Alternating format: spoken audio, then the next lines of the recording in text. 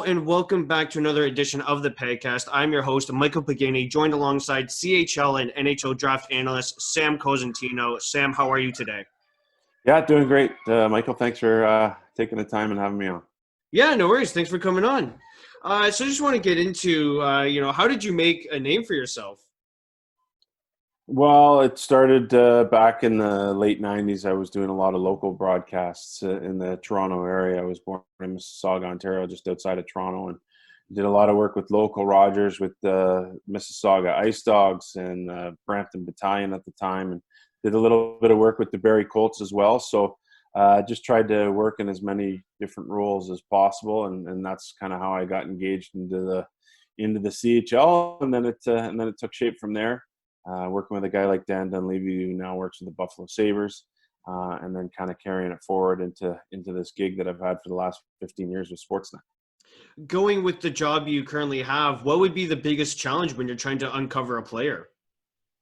Well, it's really just getting the maximum amount of views you can, and you'd rather do it in person as opposed to doing it on video. But unfortunately, we don't have a huge budget for me to get out and get to see players in Europe. So a lot of those guys I have to lean on my network for and to watch video on to try and get some information and of course do some reading. There's a lot of people doing a lot of really good work on prospects right now. So you try and read what those people are saying, and then you try and come up with your own ideas based on what you're able to watch in video and based on how the network responds to that particular player. But for the most part, when it comes to the CHL, I pride myself on getting out to see players as much as possible, as much as the budget will allow for me to do. And usually when it comes to seeing things in North America, Sportsnet has been pretty good about, either going to the Helenka, extending some trips here and there if I'm out on the road to be able to see players. So they've done a good job in terms of the budgetary stuff that we have to work with in North America. How big would you say the top prospects game is for you? Well, it's a huge event, and it's not just for the game itself. I mean, the game is always important, of course, but really for me, it's more about just getting to know the player. So we're lucky enough with being the rights holders for the CHL that we have an interview space set up in the days preceding the game, in which we try to have as many of the 40 players as possible come into our room and sit down and get to know them. So at that point, I usually try and break it down into the players that I see being potential first-round picks. So we might narrow that number down to 25 out of 40. Of course, there's time constraints that go along with that. And then sitting down and getting to know the players and interviewing them and talking to the players is probably, for me, the best part of what the prospect scheme has to offer. Can you confirm or deny that this is one of the biggest drafts since 2015? Well, I think it is a really good deep draft class. The more work that I do on it, and we've been allowed more time to work on it because of the COVID-19 pandemic. But you're starting to see that the depth probably extends well into the second round, and maybe even into the early stages of the third round, where you're going to get super high-end players. And if you go back even a year, maybe even 2 years ago, we started hearing names like Lafreniere and Holtz and Raymond. Marco Rossi really jumped onto the scene last year, and of course he had such a great year with Ottawa in the Ontario Hockey League this year. Jamie Drysdale had a big coming out party this year. So as the years gone on, Quentin Byfield's a name that we heard a couple of years ago too, coming into the Ontario Hockey League. So as the years gone on, that top grouping has really started to expand, and maybe where I've been most impressed is what's happened in the Western Hockey League.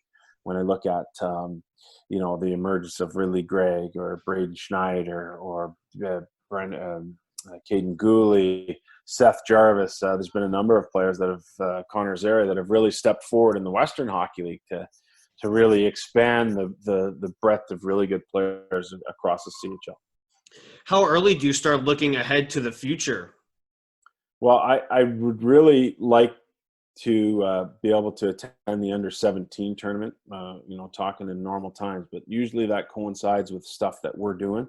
So unfortunately, that's not something that I can get out and watch personally.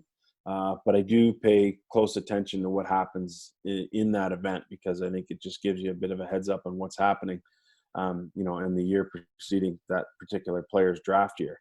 A big event that I like to get to is the Helenka. So that's essentially the start of the draft year and the start of the scouting season. unfortunately it was to be held in Edmonton Red Deer again this year. So that's not going to be the case, but that's a massive, massive event for me. And then same thing with the under 18s. They were supposed to be in Plymouth this year. That would have been an event that I had planned on attending. Of course, that didn't happen. So you really try and start from the Malenka. That's televised now. It's pretty easy to get video on that, and then do what you can moving forward from there. What's your typical game day routine when you color commentate alongside RJ Broadhead? Yeah, so we're at the rink 3 hours before the game. We get in. If we can rewind the tape a little bit, we kind of get into the town the day before. We either try and go see a practice or watch a game involving the team that's going to be playing on our broadcast. At the very least, just drop by and say hello to the coaches, let them know we're in town, maybe have some real kind of candid, quick, informal conversations.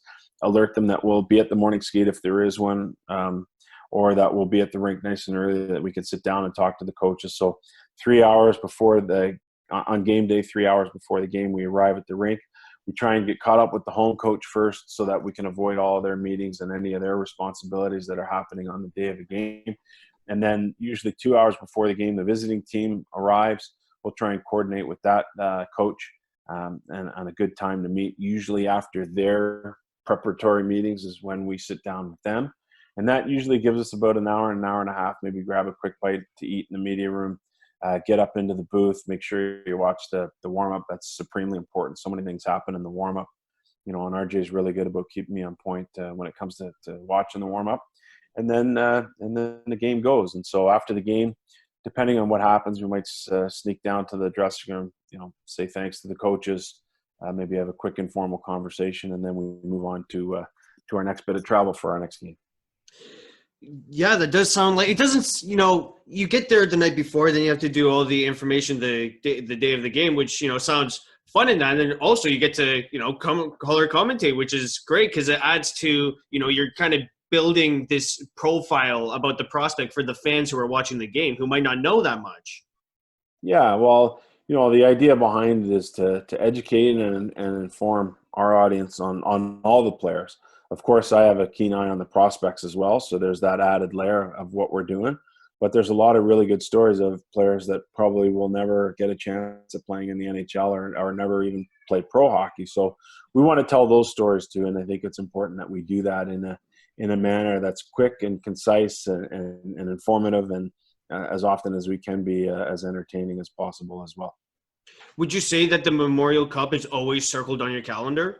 Yeah, no doubt. It's the best event that we have during the year because it's a collaboration of everything that we see from coast to coast throughout the year, and all the best teams and the players. And for the most part, we usually have had some relationship building in the years preceding with the teams, with the coaches, with the general managers, and in some cases the owners. So that allows us the best possible information on the four teams that are participating. And so there's no doubt that event is the highlight of my calendar each and every year. With the CHL being three leagues, the OHL, WHL, and QMJHL, how do you stay up to date with all the players? Well, you try and keep tabs on all the box scores. You try and watch as many games as you can. We're lucky that we have access to the online video systems that are available for each of the three leagues. So we're lucky enough to have access to that. And then, of course, it's getting out and watching games, and then maybe exchanging some text messages or emails or phone calls ahead of us going into the game. So you're just trying to keep abreast of everything. But for the most part, our schedule is laid out for us, so we can kind of focus in on maybe the 20 or 30 teams that we're going to be dealing with throughout the course of the year and really honing on those guys. But of course, you have to be aware of what's going on around the league as well. Now, final question here. Do you have any advice for aspiring sports journalists? Well, I always say to volunteer is a huge thing. That's how I got my start. So my path is a little bit unique, and my path is one that can't be followed by everybody. The volunteer opportunities maybe aren't the same as what they used to be. That's kind of morphed into interning. But I'd say give up your time for free and try and bring something to the table that's unique. And also, I guess the next bit of advice that I always have for young aspiring journalists and broadcasters is to, if you're volunteering or you're interning for something, it doesn't necessarily have to be the thing that you want to be your end goal. A lot of times you might volunteer or intern in something that's over here, yet you want your career to be over here. But usually those lines end up connecting at some point. So, if I wanted to be a hockey operations, person, then I'd want to be interning or volunteering in hockey operations, but those things aren't often available. So if broadcast is available to me, then maybe I take the broadcast route to get to know what the hockey operations is all about. And it can work vice versa too. If I want to be in broadcast, maybe I get into hockey operations first, if that's the only available that's afforded to me, and learn about the game from that perspective, and then try and take that perspective into broadcasting, which might be something that happens later down the road. All right, well, I'd like to thank CHL and NHL draft analyst Sam Cosentino for sitting down with me today on this edition of the Pagcast. Okay, Michael, thanks for having me. Best of luck in your career as well. Thank you, Sam.